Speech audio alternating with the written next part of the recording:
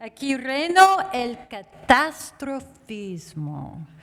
My friend tells me that's how you say doom and gloom in Spanish, but doesn't it sound pretty? It's so pretty.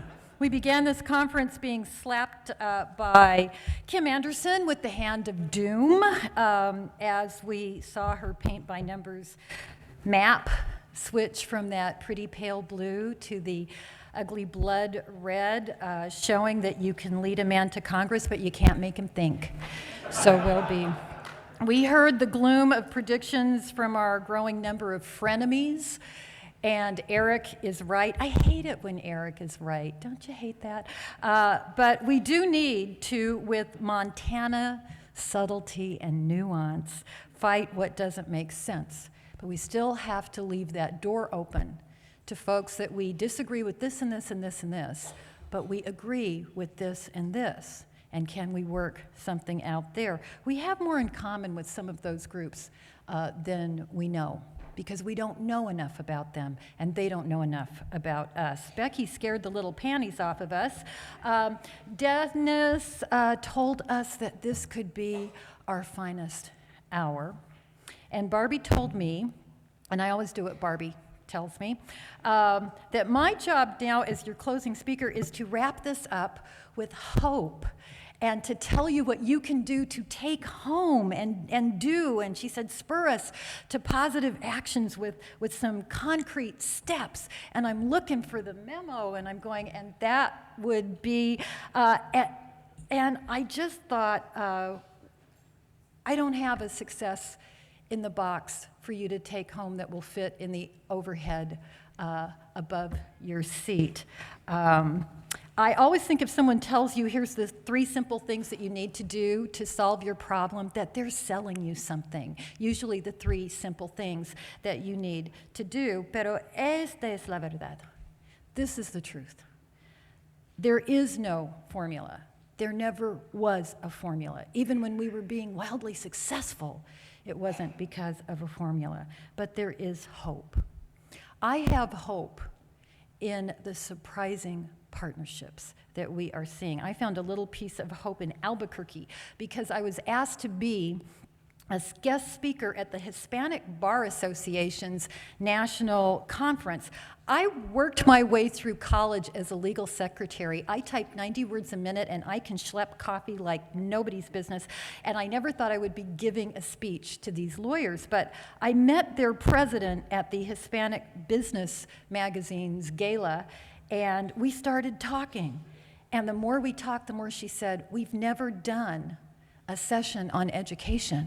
And education is really important to my members. So when I got to Albuquerque, we talked about the legal rights of immigrant students to an education. We talked about how No Child Left Behind was affecting English language learners. We talked about with the DREAM Act, the impact that that could have on immigration reform.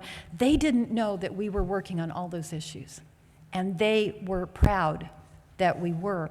I have hope when Becky Pringle gets to sit next to Ben Jealous at the NAACP at a personal, very small dinner around one table. And she got to hear him talk about where he sees NEA and where he doesn't see the NEA. And she got to tell him about our Priority Schools initiative that he didn't know about, and he started to get excited about. I get excited when Dennis Van Rokel gets an invitation to address the American Enterprise Institute and gets to tell the business right what they got wrong, and why so many of their ideas for public education don't make a business sense. I have hope when the Boys and Girls Club asks us to be a part of their dropout prevention program. I get hope when Parent Magazine called us to be a part of their reading initiative because they found out about our Read Across America.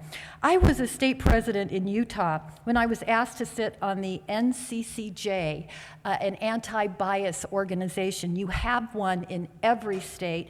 It used to stand for the National Conference of Christians and Jews, and then they let the Unitarians and the Muslims in, and they had to change their name. They wanted to keep the acronym, so now they are the National Conference for Community and Justice. And the invitation came to me because somebody heard a speech I was giving in Utah about protecting GLBT students from bullying. And they had never made the connection that our association was involved in social justice. So on the board, I met the leaders of the Salt Lake City faith community, Mormons and rabbis and priests and Episcopalians, both of them. And I met through them the Catholic bishop.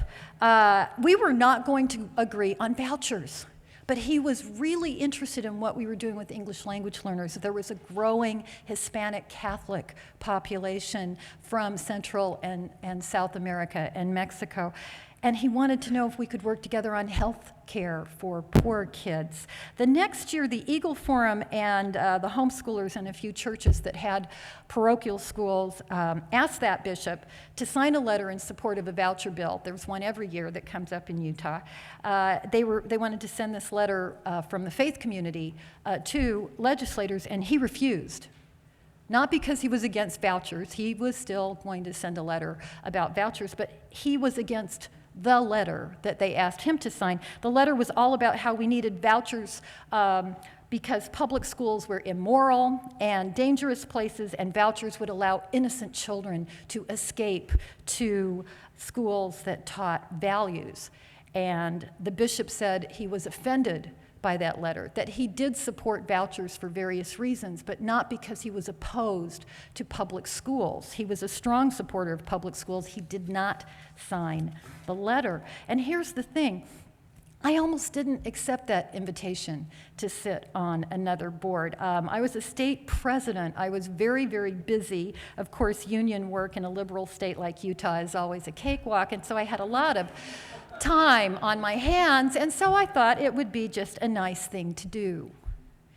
It is more than a nice thing to do if you happen to have the time. We have to let our communities know who we are as human beings. We have to let them know that we love our students. I try and use that word everywhere. We love our students. That's not a soft word. That is the most powerful word we have. It shows passion. It shows why our members are in this and why we are in this fight. It is no longer just a nice thing to do if we have the time to build that personal relationship with influential people in your communities who have nothing to do with public schools per se. It is strategic and it is core to our work. If we do not, they will not understand or recognize us as the people who love the same children that they do, and they will be susceptible to thinking of us as Lex Luthor holding the kryptonite by those who never let the truth get in the way of a good story. I think a good deal of our hope lies in that purposeful development of uncommon, unexpected, unconventional friendships, partnerships, real relationships. Do you know who hates AYP more than we do? The Realtors Association. Do you know what it does to property values when a perfectly good public school gets labeled failure? And there's another group who will probably be calling you on Tuesday because I told them to. I was on a conference call yesterday on a big webcast with a group called Results. These are doctors and ministers and advocates who work against poverty and hunger. And we were talking about what we were doing through Education International with Education for All and how education is poverty alleviation. And a minister in Oklahoma asked if our state affiliates might be interested in working with them on what they are doing for poor kids' health and poverty issues. And I told them to put you on their speed dial. If you get someone from an organization called Results, tell them, Lily told me you were going to be calling. We have to be standing in solidarity with people who are fighting for the same kids we are, only in different ways.